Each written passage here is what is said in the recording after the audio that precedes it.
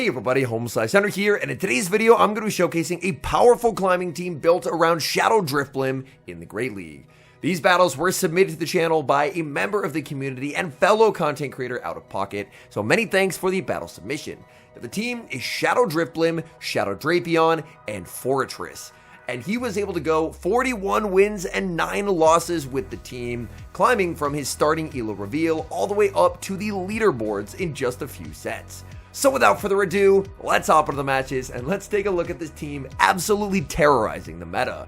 Absolutely terrible lead in game number 1, Shadow Driftblim into Furret, trying to save switch into the Drapion and the game overtaps, forcing an Astonish, and that is damage that the Driftblim did not want to take. Swift lands onto the Drapion, in comes Blastoise, and the opponent is clearly just running a team that is triple weak to Shadow Drapion. If they had a good Drapion counter switch, they would send it in, but they don't. They bring in Blastoise, which is not going to be a good response to a Shadow Drapion up energy. So for Pocket, the play pattern is now very clear. Double shield the Shadow Drapion, win switch advantage, and that way the Furret, instead of terrorizing the Driftblim, is going to be completely walled off. The Blastoise is forced to throw on alignment here because they realize if they try and go for good timing, they're just not going to get any of their energy off, as the Drapion would get to double up. The opponent realizes switch will be lost. They switch in the Furret aggressively, staying in with the Drapion, unleashing back-to-back crunches, and just like that, Furret, a huge problem Pokemon for Driftblim, is gone. In comes Fortress. Fortress going to be hit with the Hydro Cannon from the Blastoise, and Fortress will get the farm down. In the back is Shadow Dusclops, and Fortress will get to apply a Rock Tomb debuff, meaning that Dusclops' already pretty low attack stat is getting even lower. These bug bites do add up quite a bit as well. They definitely do not look resisted, and Shadow Punch just simply does not knock out here. Shadow Punch is going to land. Fortress is now going to get to a Sand Tomb as well, and this poor Dusclops is just having a truly terrible day. They're debuffed on defense. They're debuffed on offense as well. Quick switch into the Driftblim. Driftblim absorbing the Shadow Punch. Opponent is going to be firing off Shadow Punch number 2, tabbing in and out of the app a little bit there. And now in comes the Drapion. Drapion survives the Hex, taking the farm down and getting the win. Another tough lead in the next match, Shadow Driftblim versus Unova Stunfisk. Stunfisk does well into the Drapion as well. The Drapion safe switch is going to be answered with a Fury Cutter Golisopod. Drapion does actually outpace in that matchup, but even still, it's a pretty negative one. But judging by the fact that the opponent switched out, the opponent must be pretty weak to Driftblim in the back, and that's why they had to save that Stunfisk. But Drapion is just absolutely flipping switch here incredibly effortlessly. Drapion is going to grab a shield now with the Aqua Tail and can just shield up, Poison Sting down, and with alignment, this is going to be a much easier game. Opponent going to save the Golisopod and aggressively pivot into that Unova Stunfisk. Stunfisk going to be met with the Aqua Tail, and now there's the switch into Fortress. Fortress does have quite a bit of bulk to it. It's going to be able to shake off these Mud Bombs. Mud Bomb not going to be a problem. Opponent going to need at least 3 Mud Bombs if they want to make a dent in this Fortress. Fortress not running Earthquake, running Sand Tomb instead. Sand Tomb. We will see a bit of an undercharge from the Fortress, missing a couple bubbles that will not knock out. In the back is Araquanid, and the opponent was just so weak to Driftblim in the back. They probably would have been better off by sending Araquanid into the Drapion, but then they would have had a really tough time going up against the Fortress in the endgame. Bubble Beam is going to come out, lowering the attack of this Shadow Driftblim, but even at -1, this is still a Shadow Ball. Even though Araquanid is very bulky, that Shadow Ball will still deal very meaningful damage. The Araquanid only going to make one final move. It is going to be yet another Bubble Beam. There's the switch into the Stunfisk. Stunfisk hoping that Discharge will be enough to knock out, but Driftblim hangs on. In comes the Fortress, getting the Bug Bite down. But now it's Araquanid's turn. Araquanid gets the farm down. Driftblim farms down the Araquanid. Golisopod farms down the Driftblim. It's going to be a race to the move, and Drapion gets the final farm down. With all 6 Pokemon alive, that was a hectic endgame, but it will end in victory.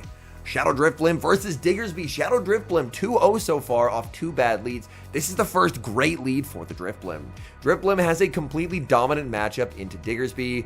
Driftblim more than happy to absorb the first Fire Punch here. Even if Driftblim doesn't shield the first, Driftblim's ability to consistently debuff and debuff and just turn those Fire Punches, which already don't do a lot of damage, into nothing is incredibly valuable. Diggersby gonna go for another Fire Punch, and Drifblim just simply does not care. That's very okay. Opponent gonna save switch into their own Drifblim, and they're immediately under heavy pressure here from the Icy Wind. They shield the Icy Wind, and that is so unfortunate. One of the good things about being a Shadow Drifblim is your Icy Wind actually threatens Shadow Drapion quite a bit, but at -1, it's not going to be threatening anything. So Drapion doesn't have to shield here if it doesn't want to. Icy Wind lands at -1, that's not particularly threatening. The Drapion's attack is at -1, but it's still a Shadow Crunch. That's going to be goodbye Drifblim. In comes the Diggersby. Diggersby will survive the -1 Aqua Tail, but Diggersby is now putting itself in a position where it could get bug bitten down later in the match. Nice overfarm by the Diggersby. Drapion just going to decide to let this go. 2 shields for the Fortress, and Fortress should be able to take home the win, even if it is something that would potentially be a problem like Jellicent. Jellicent, obviously a bug bite resist, but thanks to a Sand Tomb, all of a sudden those bug bites are going to really start destroying this Jellicent. Jellicent will fire off energy. There's still 2 shields for the Fortress to hide behind, so a Surf Bait does make a lot of sense. And now Fortress is getting ever closer to that Rock Tomb. Rock Tomb is what Fortress is going to use to deal some real damage here. The opponent has already had their defense debuffed by 1 stage. Rock Tomb into the Jellicent gets them very low. They get farmed down by the Fortress, and all that's left is the Diggersby, and they will resign the match. Shadow Drifblim versus Shadow Scizor. Now this is a great matchup for the Shadow Drifblim. Shadow Drifblim can just 1 shield farm down Shadow Scizor. The opponent does throw on a bit of odd timing there. They should have thrown on 7 instead of 5, but even if they throw on good timing, they just get farmed. Shadow Astonish is absolutely outrageous. In comes Jellicent, and if this is what they're bringing in, then the opponent is very clearly weak to Drifblim in the back. So I do like the pivot out here, sending in the Shadow Drapion. It's Diggersby as the final Pokemon, and I think this is going to be a very difficult game to win, as unfortunately the Fortress just has absolutely nowhere to go. The Fortress had 1 good matchup, that was against the Scizor, and unfortunately, the Scizor is no longer here, so Fortress only has bad matchups remaining. The shield comes out, it is the Scorching Sands, but Scorching Sands leaves a parting gift of a -1 attack drop. This Aqua Tail will still knock out. The opponent is going to shield the switch into the Drifblim, trying to snipe with the Icy Wind, but the opponent says no. A well-timed switch into Jellicent. Jellicent takes massive damage from those Astonishes, and now in comes Fortress. Fortress going to need to take a lot of hits here, as Jellicent will get to unleash charge attack after charge attack. These are -1 charge attacks. So the good news is Fortress can survive multiple moves. The Surf is going to be reached. Jellicent, unfortunately, would make a 3rd Surf, so that is forcing the hand of the Fortress. Fortress forced to go for the Sand Tomb. It barely does not knock out, and unfortunately, that will be game over, as now they can just switch into the Diggersby and take the knockout with the Scorching Sands. So this was a game where unfortunately Fortress just had nowhere to run in the back, still able to make it close, but the opponent catching that Icy Wind unfortunately removed the ability to win the game. Pretty okay lead in the next match, Shadow Drifblim into Primeape. Obviously, as the Drifblim, you're never going to want to shield up the first Rage Fist, as future ones will do more, and the opponent will never have an ability to get a farm down.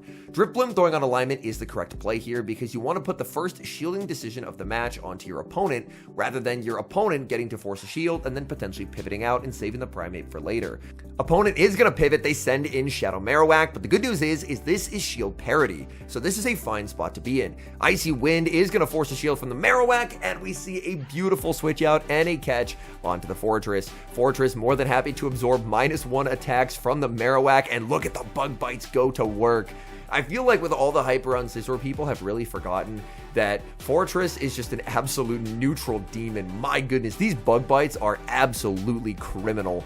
Going for the Rock Tomb will do more damage here. Opponent able to save it. They send in Cradilly, but Cradilly's not going to generate any kind of advantage. These bug bites are destroying Cradilly. Fortress gets the Rock Tomb. It's a charge attack priority tie as well. This poor opponent just in absolute shambles because of this Fortress. In comes the Drapion. Drapion, very easy overfarm here, playing to the CMP tie, denying the opponent's ability to apply a clutch Rock Tomb debuff. And now, back in comes the Marowak. It just gets farmed down by Poison Sting. That's a sad day to be a Marowak fan, and they will resign the match. Very bad lead in the next match, Shadow Drifblim into Moltres. Opponent is going to respond to the Drapion safe switch with the Shadow Marowak, and they were fast enough that they will actually get the Bone Club before the second Aqua Tail. That is very important for the opponent, because that means the opponent is not going to have to worry about potentially going down a shield in this mid game. This will set up a nice Astonish farm down.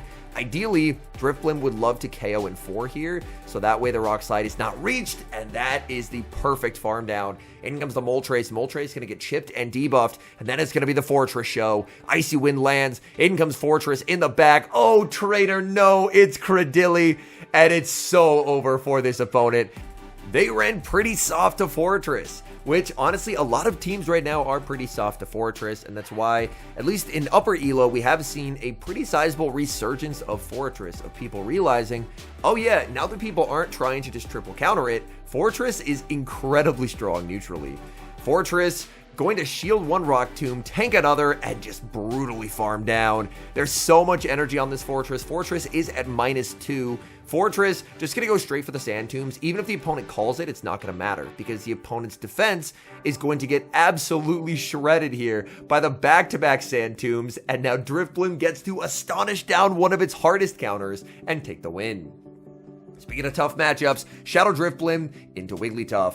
The safe switch Drapion answered with Gastrodon, and oh my goodness, one of the most annoying cores to face, the Wigglytuff Gastrodon core. There's absolutely no flexibility to the core whatsoever. People are just praying for good alignment, and so far, good alignment is exactly what they have. In comes the Drifblim. Drifblim's going to get a huge farm down. This is actually incredibly valuable. And you do see him periodically tabbing in and out of the app once his Mon does get knocked out, and that is specifically to try and negate the effects of one-turn bring-in. In the back, oh my goodness, Fortress. I think we are going to see Fortress absolutely dominate in this endgame, as it's a Wigglytuff Bastiodon core. Rock Tomb is going to be shielded up, but this is exactly where Fortress wants to be. Fortress going to be resisting everything from the Wigglytuff, but at a certain point, you have to shield something. Fortress now at -1, gonna fire off the Rock Tomb. Wigglytuff already burned one shield. They are not gonna burn a second shield here. These bug bites are still adding up so much. Another move reached by the Wigglytuff, and we're gonna see the no shield now from the Fortress. That is gonna be the Icy Wind. That's not gonna do much of anything. The opponent switches into the Bastiodon, but Bastiodon will instantly be met with a bunch of debuffs. Sand Tomb number 1 is gonna land, going for Sand Tomb number 2. Fortress, it can't do any damage itself with these Icy Wind debuffs, but it's an amazing setup mon. And now this Bastiodon, known for its bulk, its defense stat has been absolutely destroyed. Shadow Ball lands, astonishing down everything, and that game will be a win. We move to the next match, Shadow Drifblim versus a shiny Como-O. This Como-O is on Dragon Tail, so they will be able to outpace, fire off the Dragon Claw, and Drifblim will give up an early shield. The opponent, are they going to stay in this matchup? No, they're going to make a catch onto a Thunderfang Steelix. Steelix immediately going to be debuffed, and now out comes Drapion. Drapion fires off the Aqua Tail on a CMP tie to the Breaking Swipe from Steelix. Aqua Tail lands, that's very nice damage. Breaking Swipe never going to do a ton of damage, so we're always going to see a no shield from the Drapion, and then Drapion can again farm up 6, and then just go for the CMP tie. The opponent should always let this go. They know they have Como-O, a Pokemon that does wall off Drapion's energy. Even so, Crunch will still add up. This is a debuffed Crunch and it is resisted, but it still does meaningful damage to the Como-O. Aggressive switch to the Fortress. In the back is going to be a Shadow Scizor. This is a matchup that Fortress does very, very well in. Shadow Scizor, Night Slash is going to land, and it appears they took my words personally, as Scizor does the only thing it can do to win this matchup, which is get a Night Slash boost. Now, even with the Rock Tomb lowering Scizor's attack only to +1, these bullet punches are still doing too much damage. The good news is Drifblim should be able to get a farm down here. In comes the Drifblim. Drifblim gets one turn bring in, and they live on 1 HP. Drifblim should have got a sneak there and KO'd the Scizor, but wasn't able to. There's a game-winning catch potentially onto that Drapion. Very nicely done. And now Drifblim farms down, leaves with the move. It all comes down to this. If Scizor is 1 HP, it's a win because the shielded move does 1 HP of damage through the shield. Down goes Scizor. That game should have been a win anyway if there wasn't one turn lag, so I'm happy that with the shield kill, the correct person still emerges victorious.